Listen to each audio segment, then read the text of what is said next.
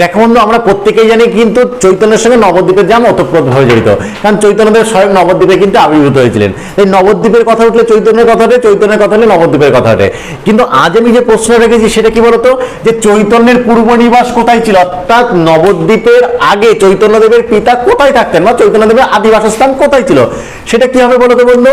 যে বর্তমান বাংলাদেশ দেশের, আমাদের যে বর্তমান যে বাংলাদেশ বলে যে দেশটা আছে, সেই বাংলাদেশের যে শ্রীহট্ট জেলা আছে, সেই শ্রীহট্ট জেলার ঢাকা দক্ষিণ গ্রামে, অর্থাৎ নবদ্বীপের আগে চৈতন্যরা যেখানে থাকতেন সেটা হচ্ছে বাংলাদেশের শ্রীহট্ট জেলার ঢাকা দক্ষিণ গ্রামে। তার আগেও কিন্তু চৈতন্যদেবের পূর্বপুরুষরা অন্য জায়গায় ছিলেন। সেটা কি বলতো? সেটা হচ্ছে বর্তমানে যেটা উড়িষ্যা রাজ্য আছে ভারতবর্ষের, সেই উড়িষ্যা রাজ্যের জাজপুরে।